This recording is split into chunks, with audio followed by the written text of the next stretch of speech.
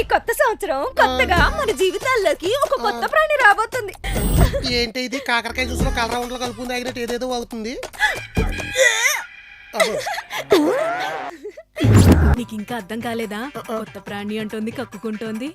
నిజంగానే కాకరకాయ జ్యూస్లో కలర్ రౌండ్లో కలుపుకుని తాగిందంటావా? కాకరకాయ పాలు తగలయ్యా. ఇది కాకరకాయ ఎఫెక్ట్ కాదు, కడుపులో కాసిన కాయ ఎఫెక్ట్. అంటే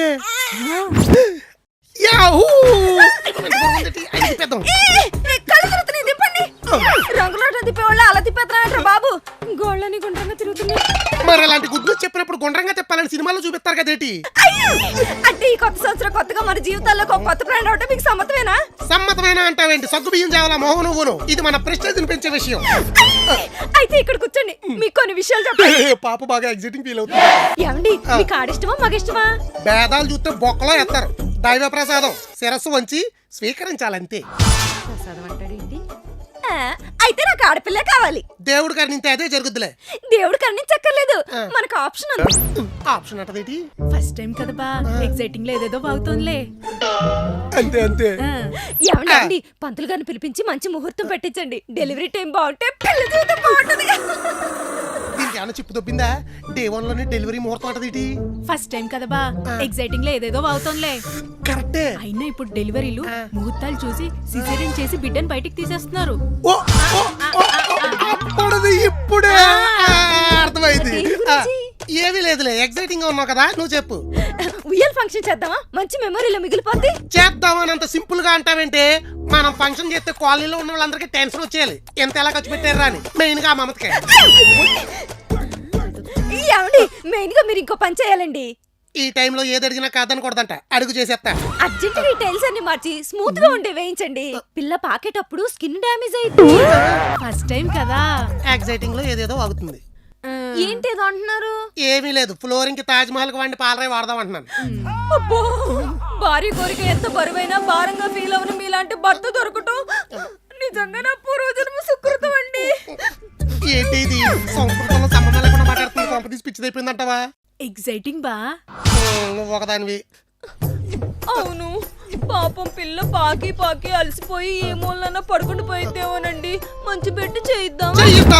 పాలరాయితో ఫ్లోరింగ్ వేయిద్దాం, టేకి చెక్కతో మంచం చేయిద్దాం, లేటెస్ట్ టెక్నాలజీ ఏసీ బిగిద్దాం, పిల్లకి బోరు కొడితే ఎదురుగా చూడడానికి 80 ఇంచెస్ టీవీ కూడా పెట్టిద్దాం. మరి హోమ్ థియేటర్ వద్దా? ఎన్ని కొన్నా ఏదోటి మిగిలిపోద్ది కదా మీకు. ఎల్లి విషయం మన వాళ్ళందరికీ చెప్పు. అయ్యో, మా అమ్మకి చెప్తే మర్చిపోయా. ముందు మా అమ్మకి చెప్పు. అంతే కదా? అంతే అంతే. బాస్ బాస్ బోలండి. ఎక్కడ్రా? అరా 31st నైట్ పార్టీకి వెళ్తానంటే మా ఆవిడ కొట్టేస్తుందయ్యా. రెండు చెవులు కొరికేసింది. మరి కొట్టరా? ఇండియాలో అంతే. రిమోట్ అయినా, టాచ్ లైట్ అయినా, క్యాలిక్యులేటర్ అయినా మొగుడైనా ఓ దెబ్బ ఎత్తేనే మాట అంటారు. 31st తాగకపోతే సంవత్సరం అంతా తాగనేమని భయం వేస్తుందయ్యా. అది ఉగాది జరుగుతుంటే నమ్మచ్చు. ఇది న్యూ ఇయర్ అస్సలు జరగదు. డైలీ తాగి ఉడికి 31st ఏంటండి ఎదబెట్టగారు మీరు. అయినా మీకు మీ ఆవిడకి రాత్రి అయితే ఒక 0 తేడా అంతే. ఆవిడ నైట్ వేసుకుని తిరుగుద్ది, మీరు 90 వేసుకుని తిరుగుతారు. అందుకే 31st తాగి ఫస్ట్ మానేస్తాను అబద్ధం చెప్పా. అందుకే కొడుతుంది.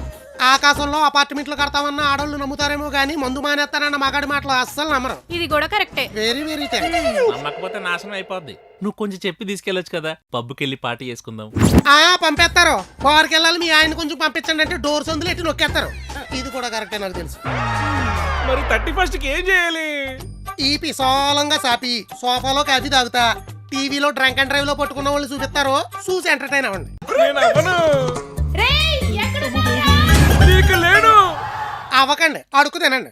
ఏమండి, అలా అరిసిందేటి? పద చూద్దాం.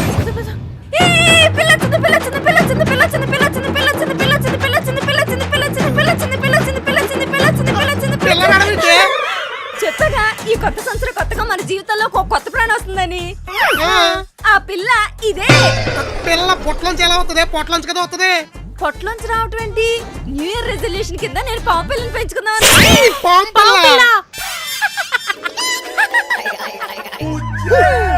ఆ పిల్ల ఈ పిల్ల